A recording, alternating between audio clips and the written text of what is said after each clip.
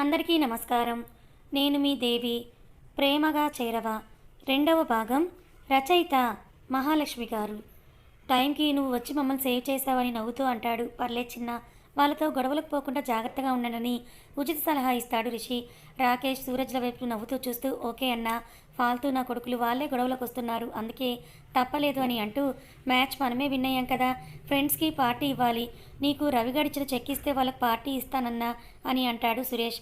రిషి వైపు అమాయకంగా చూస్తూ రవి ఇచ్చిన చెక్ తన జేబులో పెట్టుకొని రావడం అప్పుడు గుర్తొస్తుంది రిషికి. ఓ ఇదొకటి ఉంది కదా అని మనసులో అనుకుంటూ చెక్ ఇస్తే ఏం చేస్తావు? ఫ్రెండ్స్తో పార్టీకి వెళ్తావు, లేకపోతే పబ్కి వెళ్తావు, వీటి వల్ల నీకు వచ్చిన ఉపయోగం ఏమైనా ఉందా? లేదు కదా. సో మీ చెక్ నేను మంచి పని కోసం వాడాలనుకుంటున్నాను. ఈసారికి మీ ఫ్రెండ్స్కి నీ డబ్బులతో పార్టీ ఇవ్వు, ఇది మాత్రం నేను ఇవ్వను అని నవ్వుతూ అంటాడు రిషి. సురేష్ వైపు చూస్తూ రిషి గురించి తనకి బాగా తెలుసు కాబట్టి సరే అన్న, నో ప్రాబ్లం, కుదిరితే నైట్కి నువ్వు కూడా రా, నేను పార్టీ ఇస్తాను అని నవ్వుతూ చెప్పి వెళ్ళిపోతాడు సురేష్ అక్కడి నుంచి. అప్పుడే ఛాయ్ రావడంతో థ్యాంక్స్ బాబాయ్ అని అంటూ ఆ ఛాయ్ తీసుకొని తాగుతూ రాకేష్ సూరజ్ల వైపు చూసేసరికి వాళ్ళు తనని కోపంగా చూస్తూ ఉండడంతో అది చూసి రిషి నేను మాత్రమే వెళ్తున్నానని మీకు ఎవరు చెప్పారో కానీ అది అబద్ధం, నాతో పాటు వల్లభ కూడా వైజాగ్ వస్తున్నాడంటూ ఛాయ్ తాగడం అయిపోయి లేచి బయటకు నడుస్తాడు రిషి. కావాలని సగం సగం చెప్పి అరే ఇప్పుడు నన్ను ఇరికించి వెళ్ళడం అవసరమా అని భయంగా మనసులో అనుకుంటూ రాకేష్ సూరజ్ తనని కోపంగా చూస్తూ కొట్టడానికి పైకి లేవడంతో ఇది నాకు సంబంధం లేదురా, అంతా వాడే చేశాడని భయంగా నవ్వుతూ అంటూ పైకి లేస్తూ అసలు వాడు వెళ్ళే విషయమే నేను మీకు చెప్పలేదు, మరి నా విషయం నేను ఎలా చెప్పను? రిషి వైజాగ్ వెళ్ళే విషయం మీకు ఎవరు చెప్పారో వాళ్ళని అడగండి అని అంటూ పరుగున బయటికి వెళ్తాడు వల్లభ. వాళ్ళ నుంచి తప్పించుకోవడానికి రాస్కెల్స్ ఇద్దరూ కలిసి మనల్ని మోసం చేస్తున్నారు అని అంటూ కోపంగా వాళ్ళు కూడా బయటికి వచ్చేసరికి రిషి అప్పటికే బైక్ని స్టార్ట్ చేసి ఉండడంతో వల్లభ కూడా రిషి బైక్ ఎక్కి జంప్ అయిపోతాడు. రాకేష్ కోసం కోపంగా బ్యాట్ పక్కన పడేసి ఎక్కరా అని అంటూ బైక్ని స్టార్ట్ చేసి సూరజ్ కూడా ఎక్కిన తర్వాత వాళ్ళనే ఫాలో అవుతూ ఉంటాడు. ఎట్టి పరిస్థితుల్లోనూ వాళ్ళని అసలు వదలకూడదు అని వెనకే ఫాలో అవుతున్న రాకేష్ సూరజ్లని చూసి నీకు హార్ట్ లేదురా, నువ్వు వెళ్తున్నందుకే అదిగో వాళ్ళు చూడు అంత కోపంగా ఉన్నారు, కానీ మళ్ళీ నా గురించి కూడా నువ్వు చెప్పడం అవసరమా? చూడు వాళ్ళు ఎలా ఫాలో అవుతున్నారో మనల్ని అని అంటాడు వల్లభ. మన ఇద్దరిని పట్టుకొని ఉతికేదాకా ఈరోజు వాళ్ళు వదిలేలా లేర్రా అని కోపంగా అంటాడు వల్లభ. నీకు అలా అర్థమైందా? సరేలే, వాళ్ళని తిప్పించుకునేది వాళ్ళ కోపం కరిగిపోవాలని, తిరిగి వాళ్ళే నార్మల్ అవుతారు, నువ్వు భయపడకు అంటూ జాగ్రత్తగా ముందు చూస్తూ డ్రైవ్ చేశాడు రిషి. ఇది అసలు పెద్ద ప్రాబ్లమే కదన్నట్టుగా నువ్వేమో ఇలా అంటున్నావు, వాళ్ళు చూస్తే అలా ఉన్నారు, మధ్యలో నాకు హార్ట్ అటాక్ వచ్చేలా ఉందిరా, ఏం జరుగుతుందో ఏంటో అని తన మనసులో అనుకుంటూ ఏం చేయాలో తోచక సైలెంట్గా కూర్చుంటాడు వల్లభ. చూడు ఈ విషయం మనకు తెలిసిన సారీరా, మీకు చెప్పకపోవడం తప్పే, క్షమించనని బ్రతిమలాడకుండా ఇద్దరూ ఎలా వెళ్తున్నారో వాళ్ళని అస్సలు మిస్ అవ్వకు, కాన్సన్ట్రేట్ చేసి డ్రైవ్ చేయని అంటాడు సూరజ్. రిషి వాళ్ళ వైపే సీరియస్గా చూస్తూ అని అంటూ వాళ్ళ వైపే చూస్తూ వాళ్ళని ఫాలో అవుతాడు రాకేష్. వాళ్ళని చూసి కూడా చూడనట్లుగా బిహేవ్ చేస్తూ ఒక పక్కకి అరగంట తర్వాత ఒక గుడి ముందు బైక్ని ఆపుతాడు రిషి. ఈ టైంలో గుడికి ఎందుకు వచ్చాడ్రా? అసలే నువ్వు గేమ్ ఆడి బాగా స్వెట్తో ఉన్నావు కదా, ఇలాంటి టైంలో ఇప్పుడు గుడికి రావడం అవసరమా అని అయోమయంగా అంటాడు వల్లభ. వెనక వస్తున్న వాళ్ళని చూసి భయపడుతూ నువ్వు ముందు దిగు, ఎందుకు వచ్చామో నీకు తెలుస్తుంది అని అంటూ రిషి కూడా దిగుతాడు చాలా నార్మల్గా. నువ్వు నాకు అస్సలు అర్థం కావురా బాబు అని అంటూ బైక్ దిగుతాడు వల్లభ. అంతకు మించి తను చేసేదేం లేక వల్లభ దిగిన వెంటనే బైక్ స్టాండ్ వేసి తను కూడా దిగి నవ్వుతూ మెట్లకి గుడిలోకి వెళ్తాడు రిషి. వీడేదో ఒక రకంగా తప్పించుకోవాలని చూస్తాడు, సో వాడితో ఉంటేనే మనం సేఫ్గా ఉంటామని మనసులో అనుకుంటూ రాకేష్ వాళ్ళు వస్తూ కనిపించడంతో త్వరగా మెట్లకి గుడిలోకి వెళ్తాడు వల్లభ. వాళ్ళ వెనకే రాకేష్ సూరజ్ కూడా కోపంగా చూస్తూ పరుగున గుడికి వెళ్తారు. వీళ్ళిద్దరూ రావడం గమనించిన రిషి తను ఫ్రెష్ అవ్వకపోవడంతో గర్భగుడికి దూరంగా ఉండి అటుగా వెళ్తున్న పంతులు గారిని ఆపుతాడు. చెప్పు నాయనా, ఏం కావాలని నవ్వుతూ అంటారు పంతులు గారు. రేపు శనివారం కదా పంతులు గారు, గుడికి చాలామందే భక్తులు వస్తూ ఉంటారు కదా అని అంటాడు రిషి. ఓ కన్ను రాకేష్ సూరజ్ల మీద వేసి అసలు వీడు ఏం ప్లాన్ చేసుకుంటున్నాడు, ఎంత ఆలోచించినా కూడా ఏమీ అర్థం కావట్లేదే అని ఆలోచిస్తూ ఉంటాడు వల్లభ. రిషి పంతులు గారితో మాట్లాడటం చూసి కొంచెం దూరంలోనే ఆగిపోతారు రాకేష్ సూరజ్లు ఇద్దరూ కూడా. పంతులు గారితో రిషి ఏం మాట్లాడుతున్నాడా అని కొంచెం దూరంగానే నిలబడి వింటూ ఉందామని అనుకుంటారు. అవును నాయనా, శనివారం అంటేనే ఆ ఏడుకొండల వాడికి ప్రీతికరమైన రోజు కదా, భక్తులు కూడా తప్పకుండా బాగానే వస్తారని అంటూ, ఏం నాయనా రేపు గుడిలో నీకేమైనా పనుందని అంటారు పంతులు గారు నవ్వుతూ రిషి వైపు చూస్తూ. రిషి కూడా చిన్నగా నవ్వుకుంటూ, మీరు అనుకున్న పనికే నాకైతే లేదండి కానీ అంటూ తన జేబులో ఉన్న 50,000 రూపాయలు చెక్కు తీసి పంతులు గారికి ఇచ్చి, ఈ డబ్బుతో బృందా హృషికేష్ పేరు మీద అన్నదానం చేయించని పంతులు గారని రిషి అంటున్నప్పుడే గుడిలో ఎవరో గంట కొడతారు. శుభం. అలాగే నాయన, రేపు ఉదయం ఒకసారి వచ్చి కనిపించు, మొదటి ప్రసాదాన్ని అందుకొని ఆ అన్నదాన కార్యక్రమాన్ని దిగ్విజయంగా పూర్తి చేసి వెళ్దువు గాని అని అంటారు పంతులు గారు. రిషి మాటలకి రాకేష్, సూరజ్, వల్లభ ముగ్గురు కూడా తెల్ల ముఖాలు వేసుకొని మరీ ఆశ్చర్యంగా చూస్తూ ఉంటారు. రిషి ఇంత పెద్ద అబద్ధం ఎలా చెప్పాడా అని. అలాగే పంతులు గారు షార్ప్ 8కే వచ్చి ఇక్కడ కూర్చుంటానని నవ్వుతూ అంటాడు రిషి. సరే బాబు అని పంతులు గారు వెళ్ళబోతూ ఉంటే అందరికంటే ముందుగా రాకేష్ షాక్ నుంచి తేరుకొని, పంతులు గారు, ఎన్నో వేల వేద మంత్రాలను పఠించిన మీరు ఎవరో అనామకుడు చెప్పింది నిజమని అనుకుని చాలా పెద్ద తప్పుని చేయబోతున్నారు, కాస్త ఆలోచించండి అని అంటాడు. అతని ముందరికి వచ్చి రిషి దగ్గరికి వచ్చి తన వైపే కోపంగా చూస్తూ, రాకేష్ అలా మాట్లాడుతుంటే ఆ మాటలకు వెళ్తున్న వారల్లా ఆగిపోయి, నేనేదో పెద్ద పాపం చేయబోతున్నానన్నట్టుగా అలా మాట్లాడుతున్నావేంటి నాయనా, ఏంటయ్యా అది అని అయోమయంగా అంటారు పంతులు గారు. రాకేష్ ఏం మాట్లాడుతున్నాడో అర్థం కాక. రిషి నవ్వుకుంటూ, వీడి మాటలు పట్టించుకోకండి పంతులు గారు, మీరు వెళ్ళి మీ పని చూసుకోండి, వీడో నసగాడు, పట్టుకుంటే వదలడని అంటాడు రాకేష్ వైపే సీరియస్గా చూస్తూ. పంతులు గారు, నేను నసగాడినే, వీడు మాత్రం మహాపుణ్యాత్ముడు, అందుకే కదా తెలిసి తెలిసి మీతో చాలా పెద్ద పాపం చేయించబోతున్నాడు అని అంటాడు. వీళ్ళ గొడవను చూసి, గోవిందా, మీరిద్దరూ వాదులాడుకుంటున్నారు అని అర్థమవుతోంది కానీ అసలు విషయం ఏంటో చెప్పండి అయ్యా, నాకు అవతల చాలా పనులున్నాయని అంటారు పంతులు గారు అయోమయంగా వాళ్ళిద్దరి వైపే చూస్తూ.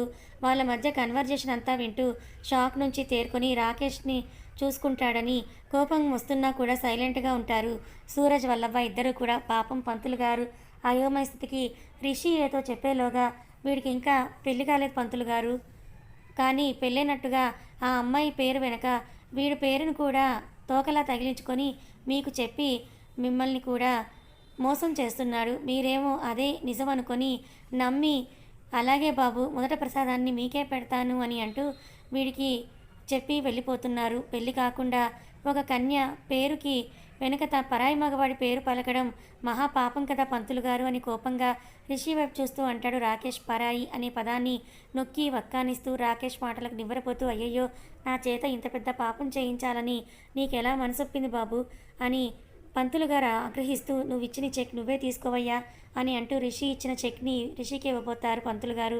రిషి చిన్నగా నవ్వేస్తూ, పంతులు గారు, మీరు అనవసరంగా భయపడకండి, చెక్ మీ దగ్గర ఉంచండి, నేను చెప్పింది చెప్పినట్టు చేయండి, పేరు మాత్రమే తప్పుగా చెప్పాను, అది ప్రస్తుతానికి మీకు తప్పుగా అనిపించిన ఫ్యూచర్లో ఇదే పేరుతో మీ దగ్గరికి నా భార్యను తీసుకొని వస్తాను, అప్పుడు మీకు నమ్మకం వస్తుంది అని అంటూ, నేను అలా చెప్పడానికి ఒక పర్పస్ ఉందిలే స్వామి, నిత్యం వేద మంత్రాలు పఠించి ఆ భగవంతునికి మా భక్తులకు అనుసంధానమైన మీ నోటి వెంట అసత్యం ఎలా పలికించగలను స్వామి, చెప్పండి, తన అసలు పేరు బృందా రాఘవేంద్ర, సో ఇక మీరు వెళ్ళండి, నాకు ఒక చిన్న పని ఉంది అని అంటాడు రిషి పంతులు గారితో. రాకేష్ వైపే ఓరగా చూస్తూ, ఇదేనా కరెక్టేనా నాయనా అని అంటారు పంతులు గారు క్వశ్చన్ మార్క్ ఫేస్ని పెట్టి. రాకేష్ వైపే చూస్తూ, కరెక్టే స్వామి అని అంటూ తన తలని ఊపుతాడు రాకేష్. పంతులు గారిని ఇంకా ఎక్కువగా ఇబ్బంది పెట్టలేక, అలాగే నాయన, ఒక మంచి పని తలపెట్టారు కాబట్టి మీకు సాయం చేస్తున్నాను, సత్యాన్ని తప్ప ఏనాడు అసత్యం పలకని నా నోటి వెంట మొదటిసారి అసత్యాన్ని పలికించిన అంత పనిచేశావు, మరోసారి ఇలా చేయకని నవ్వుతూ చెప్పి వెళ్ళిపోతారు పంతులు గారు. పంతులు గారు అలా వెళ్ళడం ఆలస్యం. అసలు ఏం మాట్లాడుతున్నావురా నువ్వు, రెండు సంవత్సరాల నుంచి ఆ అమ్మాయి వెనక తిరుగుతున్నా కనీసం నీ ముఖం కూడా చూడలేదురా తను, నువ్వెవరో కూడా తనకు తెలియదు, అలాంటి అమ్మాయి గురించి ఇంత చేయడం అవసరమా అని కోపంగా అంటాడు రాకేష్ రిషి షర్ట్ కాలర్ పట్టుకొని. ఆహా, నన్ను మాత్రమే కాదుగా, ఏ మగాడిని కూడా కన్నెత్తి చూడలేదు కదా అని గర్వంగా అంటాడు రిషి రాకేష్ వైపే చూస్తూ కళ్ళు ఎగరేస్తూ. నిజమే, కానీ నువ్వు ఆ అమ్మాయి కోసం అంతలా వెంపర్లాడుతూ ఉన్నా కూడా, కొంచెం కూడా ప్రోగ్రెస్ లేనప్పుడు, కొంచెం కూడా ఆ అమ్మాయి మనసు కరగదు అని నీకు అర్థమైనప్పుడు ఇంకా ఎందుకురా నువ్వు ఆ అమ్మాయి వెనకలే ఇంత తాపత్రయపడుతున్నావని కోపంగా అంటాడు సూరజ్ రిషి దగ్గరికి వచ్చి. ఎందుకంటే నేను తనని ప్రేమించాను కాబట్టి అని నవ్వుతూ అంటాడు రిషి. సూరజ్ రాకేష్ల వైపే నవ్వుతూ చూస్తూ, ఎందుకురా ఎందుకురా ఒక అమ్మాయి కోసం నువ్వు ఇంతలా పిచ్చివాడిలాగా అయిపోతున్నావు అని కోపంగా అంటూ రిషిని ఇంక ఏమీ చెయ్యలేక రిషి కాలర్ వదిలి కోపంగా పిడికిలిని బిగిస్తాడు రాకేష్. వీళ్ళ మాటల కోపం పీక్స్కి వెళ్ళి ఇందాక నుంచి చూస్తున్నాను, ఓ తెగ రెచ్చిపోతున్నారు.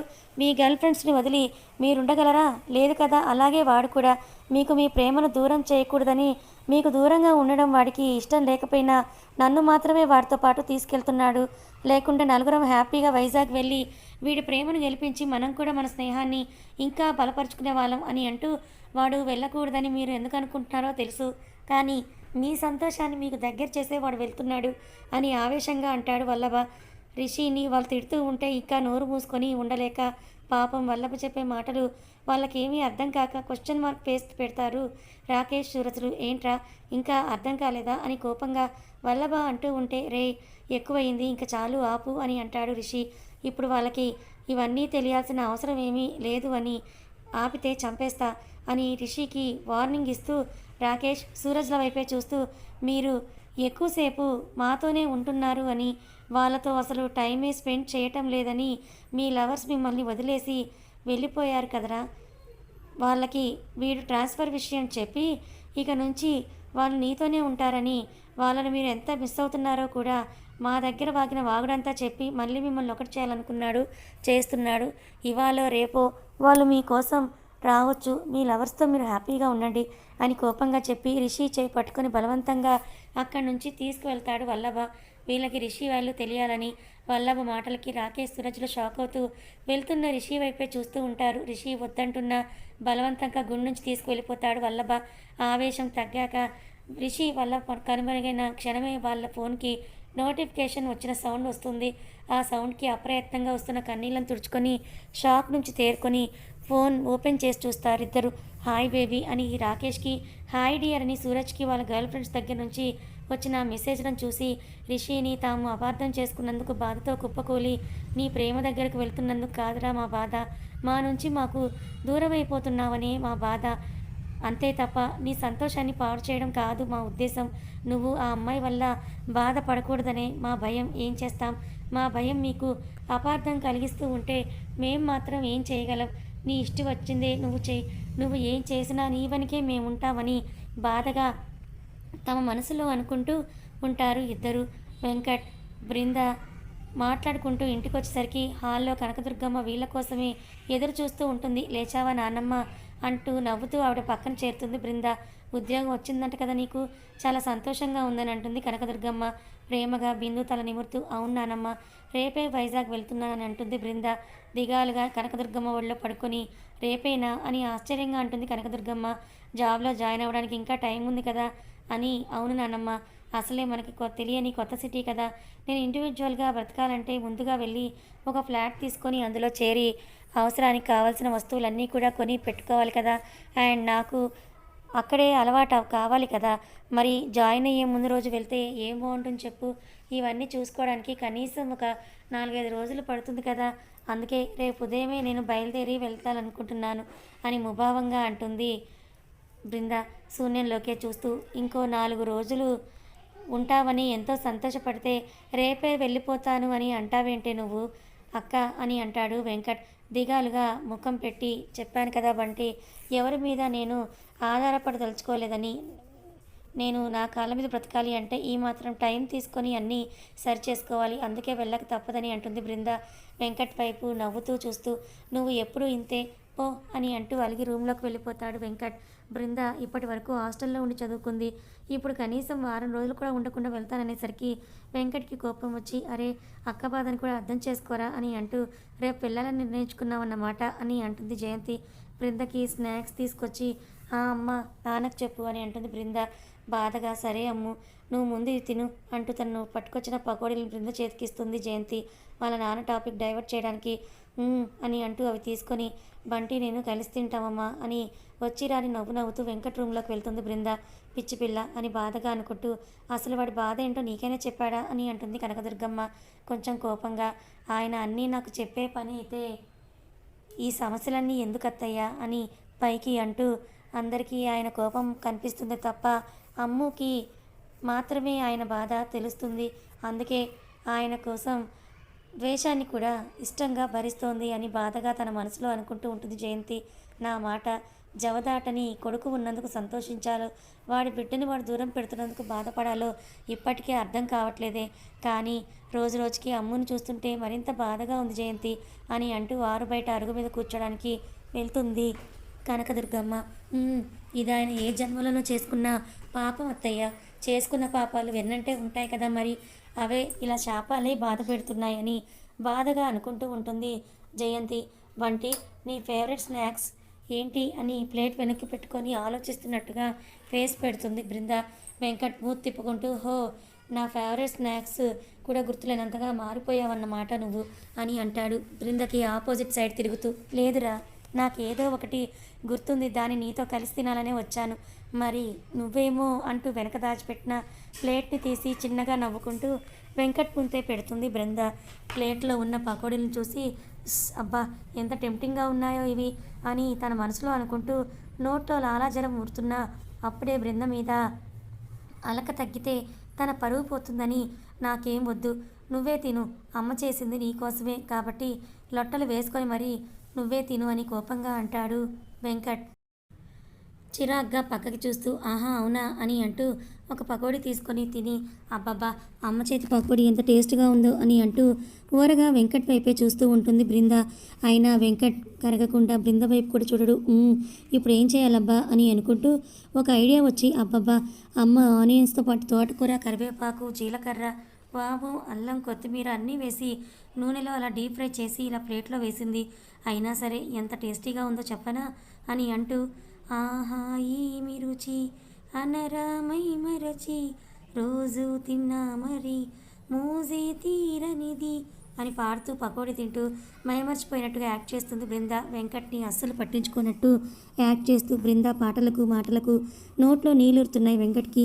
అమ్మ నా కోసం తీసి పెట్టిందో లేదో అని అనుకుంటూ ఇప్పుడు అలిగితే ఏం వచ్చింది నీరసం తప్ప అని అనుకుని, అక్క అని గారంగా అంటాడు వెంకట్ నవ్వుతూ బృంద వైపే చూస్తూ. ఆహా వినడానికి వినసొంపుగా ఎంత బాగుంది పిలుపు అని అంటుంది బృంద. వెంకట్ ఫేస్ చూసి వస్తున్న నవ్వు నాపుకుంటూ, నన్ను ఆట పట్టించి చార్లే అక్క, పకోడీ ఇవ్వు అని అంటాడు వెంకట్ పకోడీల వైపు చూస్తూ. మరి అలక అని అంటుంది బృంద వెంకట్ వైపు అనుమానంగా చూస్తూ. అలక లేదు, గడిది గుడ్డు లేదు, మళ్ళీ చల్లారిపోతే బాగుండవు, వేడివేడిగానే తినాలి అని అంటూ బృంద చేతిలో నుంచి ప్లేట్ లాక్కొని మరీ తినడం మొదలు పెడతాడు వెంకట్. ఆపగా తింటున్న వెంకట్ వైపే నవ్వుతూ చూస్తూ, బట్టి మనం జీవితంలో ఎన్నో అనుకుంటాం కానీ అన్నీ జరగాలని రూల్ లేదు కదా. అలాగే నాకు మీతో పాటు ఉండడమే ఇష్టం కానీ జాబ్ చేయడం అవసరం. మన నాన్న ఎంతో కష్టపడి చదివించి ఇంత గొప్ప పొజిషన్కి తీసుకొచ్చాడు. మరి ఆయన కష్టానికి ఫలితం ఉండాలి కదా. ఆ ఫలితాన్ని ఆయన కళ్ళకు చూపిస్తేనే కదా నాన్న సంతోషిస్తాడు. ఆయన సంతోషమే కోసమే కదా మనం కష్టపడుతోంది. మరి ఆయన సంతోషం కోసం మనం దూరంగా ఉండక తప్పదురా అని నవ్వుతూ అంటుంది బృంద. అవునక్క కానీ అని దీనంగా ముఖం పెట్టి వెంకట్ ఏదో అనేలోపే అర్థమైంది, రోజు కాల్ చేస్తాను సరేనా అని నవ్వుతూ అంటుంది బృంద. వెంకట్ ఏం మాట్లాడతాడో తనకి బాగా తెలుసు కాబట్టి, ఇప్పుడు నాకు అర్థమైంది, నేను మాట్లాడకూడదు అంతే కదా అని తన మనసులో అనుకుంటూ, ఓకే అక్క, మార్నింగ్ బస్కి వెళ్ళాలి కదా, వెళ్ళి నీ లగేజ్ని ప్యాక్ చేసుకో అని అంటాడు వెంకట్ నవ్వుతూ బృంద వైపే చూస్తూ. Thank you so much Bunty అని అంటూ వెంకట్ బుగ్గ మీద ముద్దు పెట్టి, నేను వెళ్ళి లగేజ్ ప్యాక్ చేసుకుంటాను, త్వరలో ఎగ్జామ్స్ ఉన్నాయి కాబట్టి త్వరగా తిని బాగా చదువుకొని నవ్వుతూ చెప్పి వెళ్ళిపోతుంది బృంద. వెంకట్ కూడా నవ్వుతూ పకోడీలన్నీ లాగించేసి బుక్స్ ఓపెన్ చేస్తాడు. రిషి ఫ్రెష్ అయ్యి వచ్చి డిన్నర్కి కూర్చుంటాడు. 2 minutes నాన్న, మీ డాడీ కూడా వచ్చేస్తారని అంటుంది నిర్మల టేబుల్ మీద అన్నీ సర్దుతూ. ఓకే మమ్మీ, నేను ఏమైనా హెల్ప్ చేయనా నీకు అని అంటాడు రిషి నవ్వుతూ. అని ఆలోచించి, ఫ్రిడ్జ్లో అల్లం చట్నీ ఉంది, అది నీ ఫేవరెట్ కదా, వెళ్ళి తెచ్చుకో అని నవ్వుతూ అంటుంది నిర్మల. వావ్, ఓకే మమ్మీ అంటూ కిచెన్లోకి వెళ్ళి అల్లం చట్నీ తీసుకొస్తాడు రిషి. అప్పుడే కోటేశ్వరరావు కూడా వచ్చి డిన్నర్కి కూర్చుంటాడు. ముగ్గురు హ్యాపీగా కూర్చొని ఎవరికి ఏది కావాలో అది వడ్డించుకొని తింటూ, డాడ్ మన వైజాగ్ గెస్ట్ హౌస్ రెడీ చేయించమని చెప్పాను, అయ్యిందా అని అంటాడు రిషి రైస్ని కలుపుతూ. ఎప్పుడో రెడీ అయ్యింది, నువ్వు అక్కడికి వెళ్ళడమే ఆలస్యం అని అంటారు కోటేశ్వరరావు నవ్వుతూ. ఓ గుడ్, మరి మన మేనేజర్కి నేను వస్తున్న విషయం చెప్పారా అని అనుమానంగా అంటాడు రిషి కోటేశ్వరరావు వైపే చూస్తూ. రిషికి కోటేశ్వరరావు సమాధానం చెప్పేలోపుగానే, ఎప్పుడూ లేనిది మాకు అంత దూరం నువ్వు వెళ్ళాల్సినంత అవసరం ఏమొచ్చిందిరా అని అంటుంది నిర్మల. కథ కొనసాగుతుంది. మరి రిషి ఎందుకు ఇప్పుడు సడన్గా వైజాగ్కి వెళ్ళాలనుకుంటున్నాడు. వైజాగ్లోనే కదా బృందకు కూడా జాబ్ వచ్చింది. మరి బృంద వెంట 2 సంవత్సరాల నుంచి పడుతున్నా ఎందుకు రిషిని బృంద పట్టించుకోలేదు? మరి బృందకి తన పైన ఉన్న కోపాన్ని బృంద కరిగిస్తుందా లేదా తెలుసుకోవాలనుకుంటే ఛానల్ని ఫాలో అవ్వండి. కథ నచ్చితే లైక్ చేయండి. Thank you so much.